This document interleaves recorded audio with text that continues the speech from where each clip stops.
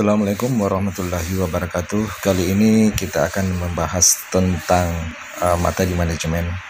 Materi manajemen ini adalah materi di kelas 10 semester 2.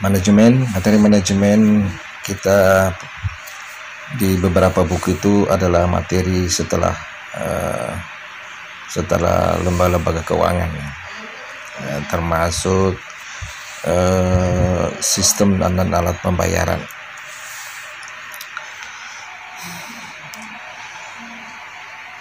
Kita lihat sebenarnya yang membutuhkan manajemen adalah perusahaan atau pebisnis. Dalam perusahaan ini tentu adalah semua tipe organisasi dan semua tipe kegiatan. Sekarang mengapa manajemen dibutuhkan? Manajemen ini sebenarnya adalah bertujuan untuk bagaimana kegiatan manusia itu dapat tercapai secara efisiensi dan efektivitas. Kalau kita menyinggung tentang efisiensi dan efektivitas, efisiensi berarti penggunaan dana yang tepat, dan kalau efektivitas adalah terkait dengan penggunaan waktu dengan tepat pula. Di efisiensi dan efektivitas, dalam bahasa Indonesia biasa ditemukan istilah sangkit dan mangkus. Saya kira sinonim dengan pengertian itu. Jadi tujuan dari diterapkannya manajemen oleh manusia ini dalam setiap kegiatan adalah kita dapat mencapai efisiensi dan efektivitas. Efisiensi tentu kita tidak boros, kemudian efektivitas itu adalah kita tidak meluangkan waktu begitu saja. Dalam pengertian manajemen nanti kita melihat manajemen tadi adalah tujuannya bagaimana tercapai efektivitas dan efisiensi. Tujuan organisasi. Pengertian manajemen kita bisa lihat dari tujuan organisasi, di mana organisasi itu akan terintegrasi dalam masalah perencanaan, planning, pengorganisasian atau organizing, pengarahan atau executing, dan pengawasan atau controlling.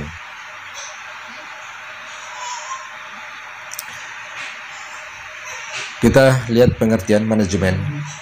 Manajemen itu bisa diartikan sebagai ilmu atau sains, di mana ilmu terus berkembang untuk pembuatan keputusan-keputusan penting oleh pimpinan atau leader. Manajemen sebagai seni atau art, yakni perencanaan, kepemimpinan, komunikasi, dan segala sesuatu yang menyangkut dengan aktivitas manusia. Kemudian manajemen bisa diartikan sebagai profesi, profesional berdasarkan pendidikan. Di sini adalah pembuatan keputusan prinsip umum secara formal.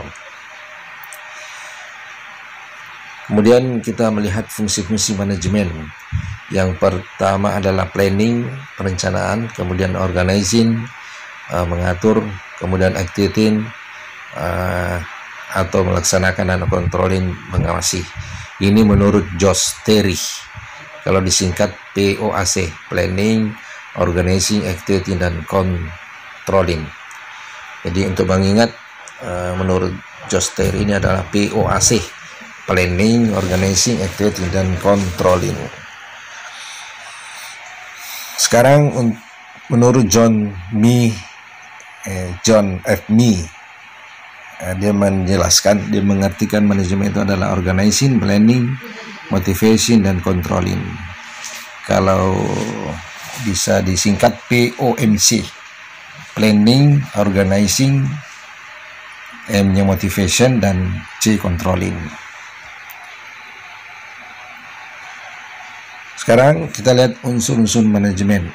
Unsur-unsur manajemen pertama adalah manusia, sumber daya manusia, man, kedua money, ketiga material, 4 mesin, 5 metode, dan 6 pasar atau market.